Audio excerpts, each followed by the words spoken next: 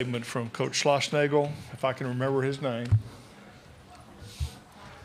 I forgot Bianco's name last night. What's that? I forgot Mike's name last night. Really? You forgot how to pronounce it? No. It's right in front of him. I had a senior moment. We'll wait for Nathan.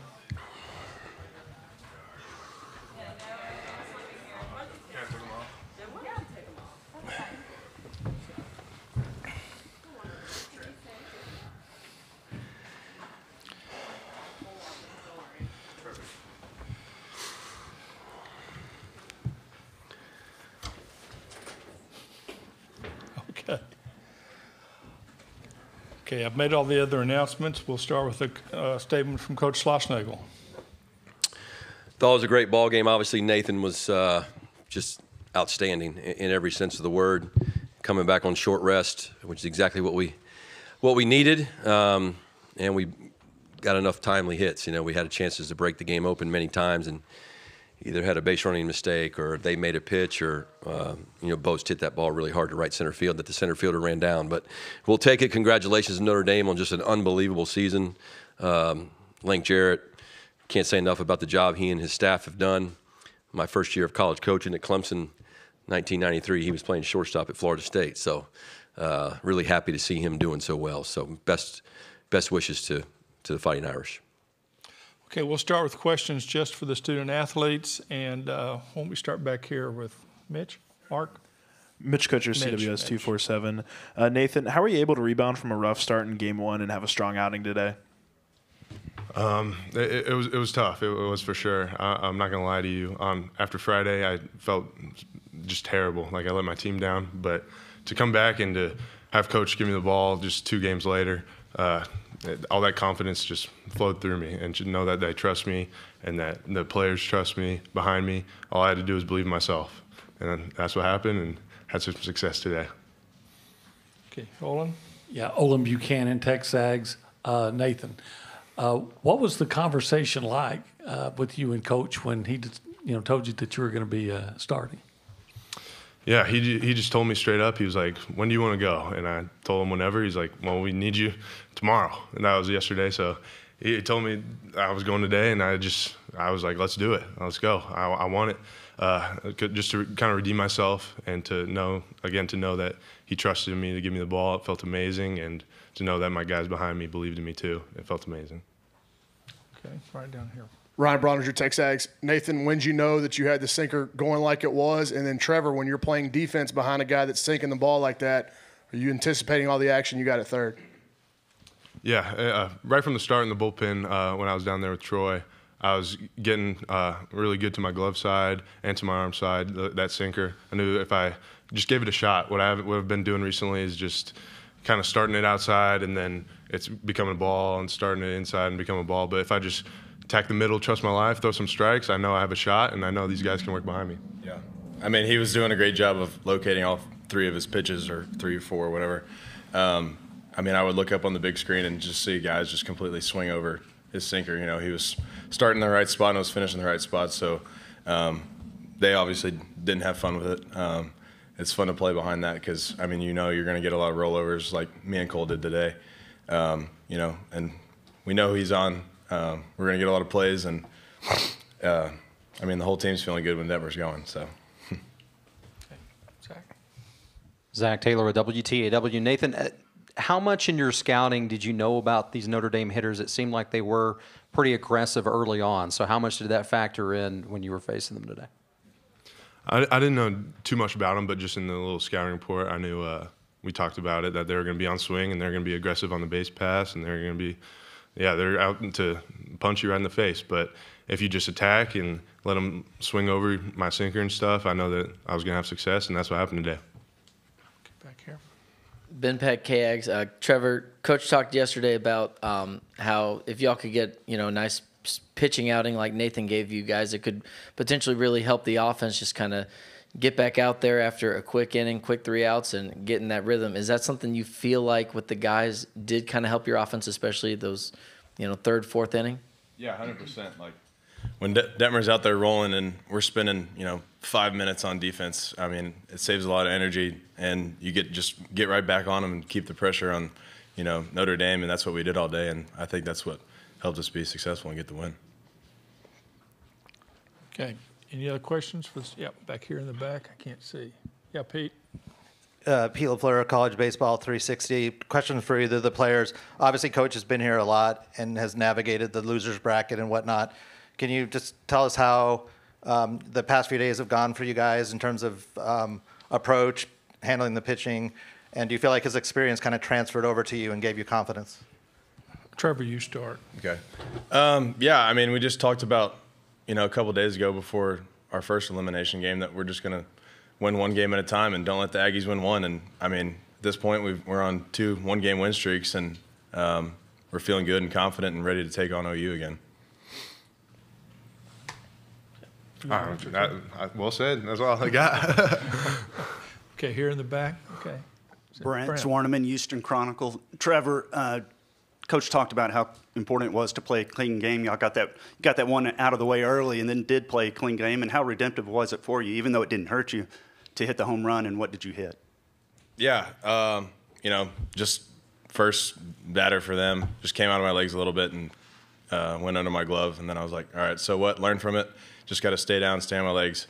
And then next batter, bunt, right back to it. So felt good to get that one out of the way, and that was the only one in the game, and the rest was clean. On the homer, I was actually walking up to the plate, and it was to lead off the inning, and I kind of looked at like the painting of the College World Series like behind home plate, and I was like, you know what, this is pretty cool. So that kind of let me relax a little bit, and I just put a good swing on he was throwing kind of like cut fastball a little bit, and it was pretty much the same pitch I saw. Took the first pitch and then hit the homer on the second pitch, and it was just middle, and I put my good swing on it. Okay, we have time for one more question, if anybody. Olin? This will be the last question for the players.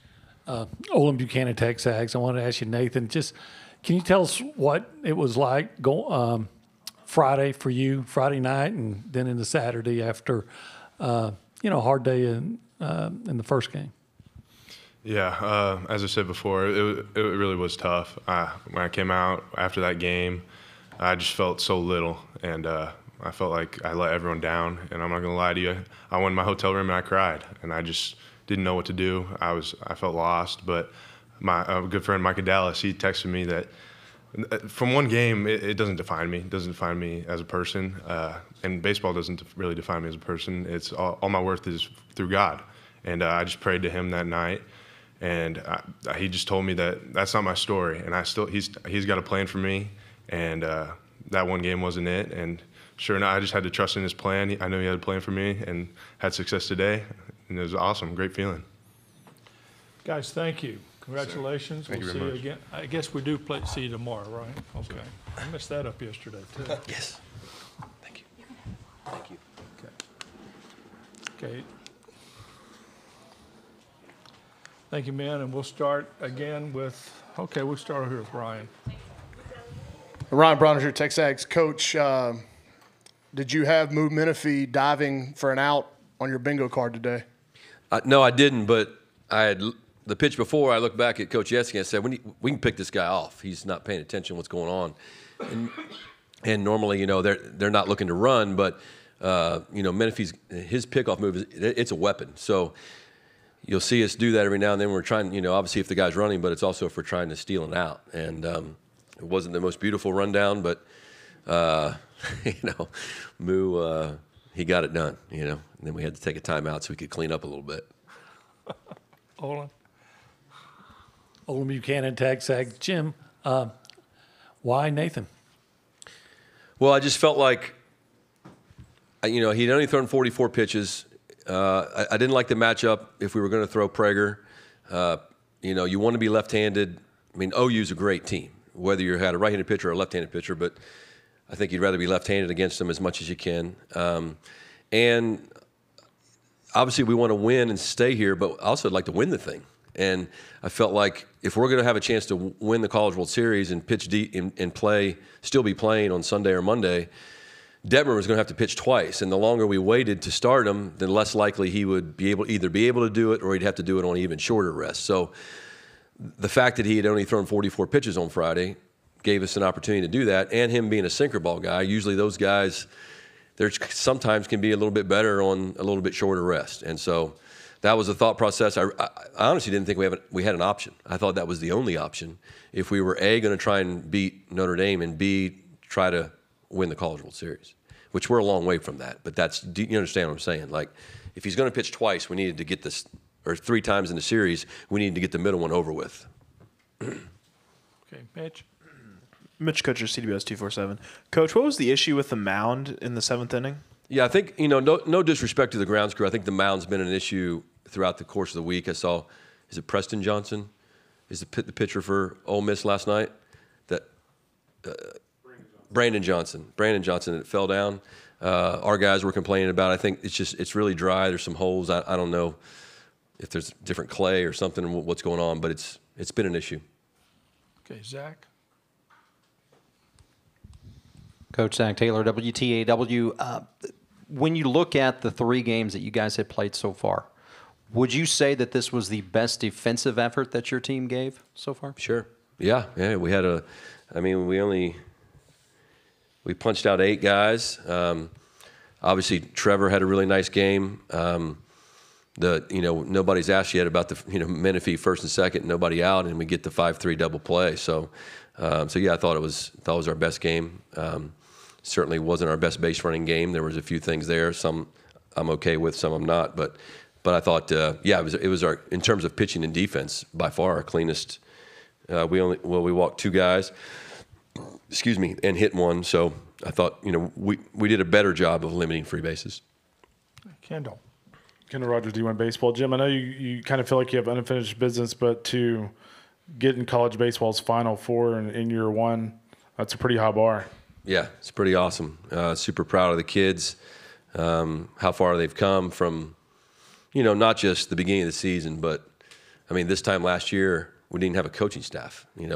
A third of this team wasn't even Texas A&M Aggie yet. We were still recruiting out of the transfer portal, and you look up a year later, and you're playing, you're like you said, we're in the semifinal, we're in the Final Four of college baseball. So, great tribute to the kids. Obviously our coaching staff, administration, everybody committing to having a great program, and everybody has really just given themselves up for the common good. And this team, whether we win or lose the rest of this thing, they're going to be remembered for a really long time. I think they brought a lot of excitement back to Texas A&M baseball, and people are fired up. Okay, right back here. Jack Allen with ABC 40. Coach, obviously Nathan put in a solid outing, but in terms of the length that he was able to go and the amount of innings he was able to eat up, how much does that help moving forward? Obviously a ton. We got to play 3 games in 3 days, I think. Correct? I think that's the tournament. So anybody that saves every possible pitch. Palish ran in the bullpen. I think he threw a couple. Hopefully he didn't. We didn't use him too much.